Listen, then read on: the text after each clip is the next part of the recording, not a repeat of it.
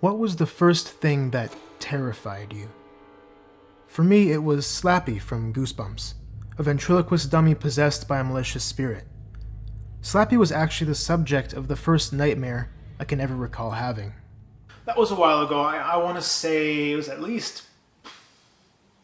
2 weeks ago now. No, it's been over 20 years. But I gotta say, after all this time, the Night of the Living Dummies saga has become one of my all-time favorites. Look at little Hayden Christensen. I have nothing in common with these people. They're your cousins, That's Zane. not my fault. It's never been done in the history of the Jedi. It's insulting. Now calm down, Anakin. In what other genre could a character or story become a personal favorite despite it upsetting you? Or sometimes, because it upset you?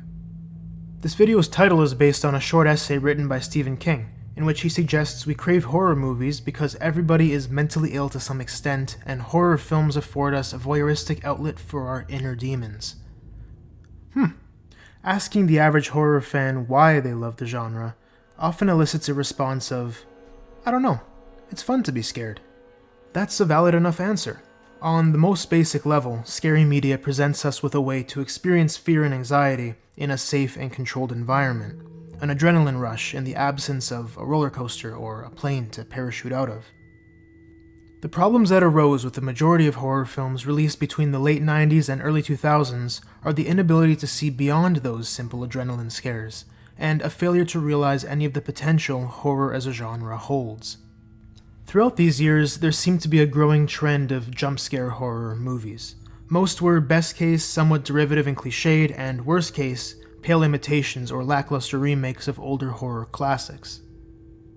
How many remakes of Carrie are there now, anyway? What the hell?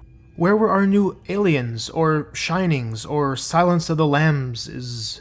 For what it's worth, those are some of my absolute favorites, and I remember watching those before the age of 9, actually. I should probably see a professional about that.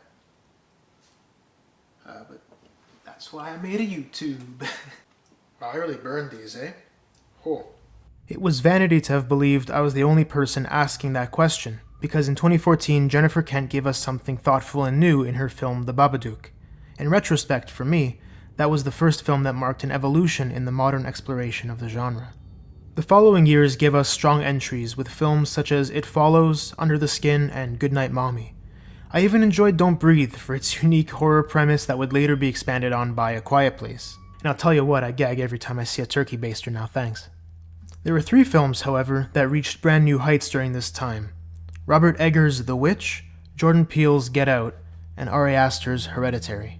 This year, all 3 of those filmmakers released brand new horror films and solidified the trio as the architects of a potentially new age of horror. I know, that's a bold claim, and of course there were plenty of horror duds this year as well, but considering Eggers, Peele's, and Aster's work, 2019 has been possibly one of the strongest singular years in horror ever. Now, as any decent human being should, I'm going to spare you a whole bunch of Sigmund Freud BS. But there was one theory I thought was interesting and relevant to this discussion in particular, being what Freud referred to as our infantile anxieties, things like being afraid of the dark, or silence, or being alone. But in my opinion, these things are merely symptomatic. The true fear at the heart of these phobias is the fear of the unknown, of what we don't recognize or don't understand. This is where the genre of horror begins to extend into the metacognitive, but also where most horror films, especially from the last 20-ish or so years, stop. Jump scares aren't scary, okay? They're startling. I get reduced to a convulsing mess that can't hold a bag of popcorn anymore. That's not scary, and now my shoulders hurt. Tension gets boiled down to simple anticipation of the next jump scare, because the plot and characters create little tension of their own. That's the element that's most immediately apparent in the works these 3 have completed thus far, their mastery of tension. In Aster's films, we're forced to watch as the protagonists can do nothing to escape the sinister course they've been set upon. For Eggers, the sense of dread is heavy and oppressive, and Peele presents us with familiar everyday scenarios made wrong and unnatural. It's no wonder he's helming the newest iteration of The Twilight Zone. In each case, the suspense is more like a discomfort, permeating every minute of runtime and being wound tighter and tighter as the story unfolds. Most of these films also have a surprising amount of humor, but in the midst of the tension and suspense, The comedy feels more like a gasping breath above water than it does a true relief. It's all incredibly well balanced and makes the films just that much more watchable. That's not to say they're easy to watch.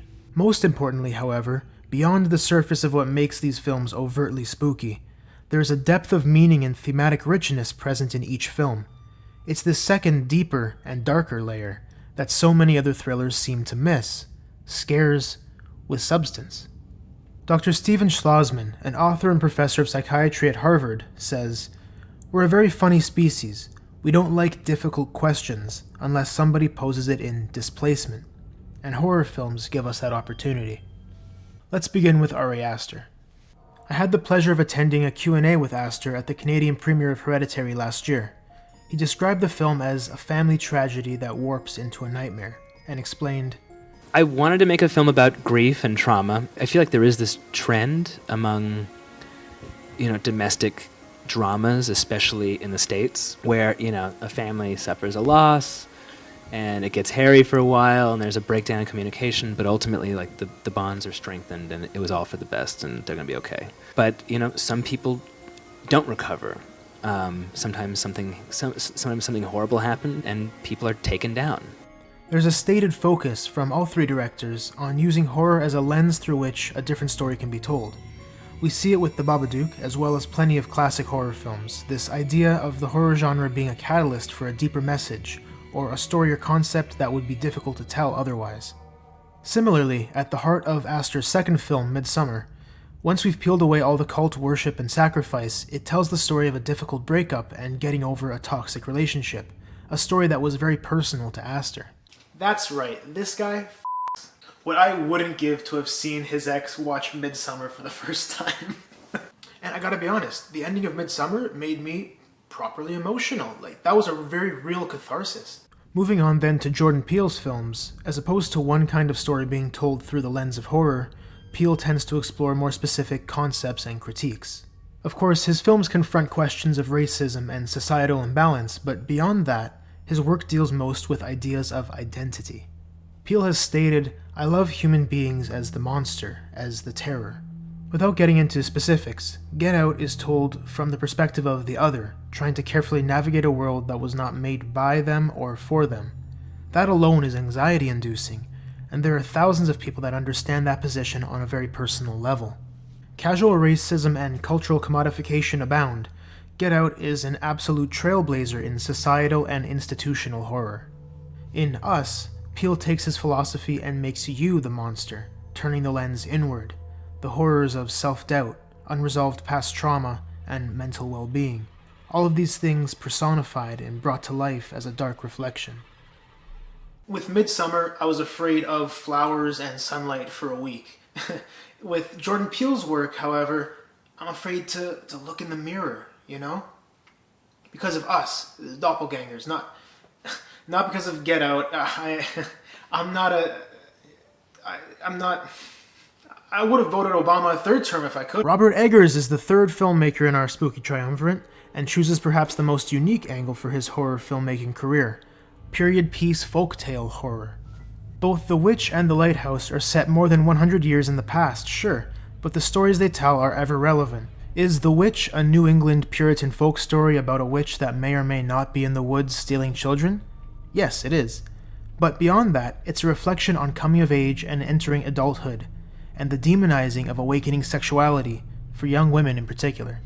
Likewise, with The Lighthouse, the literal story is that of two men driving each other mad while stranded in a lighthouse together. But digging deeper reveals a tale of a power struggle, whether it be between two men or between man and God. A lighthouse is a literal phallus, and that should be warning enough.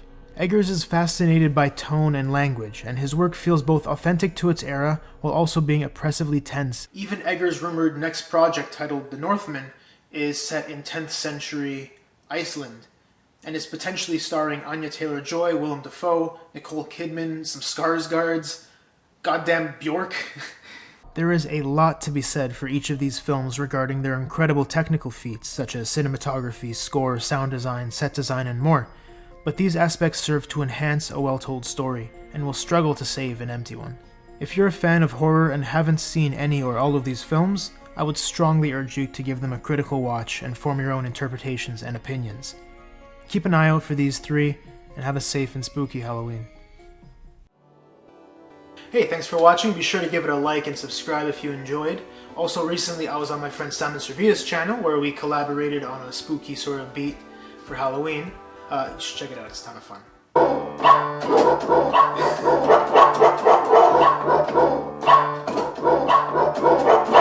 Suck it, Slappy!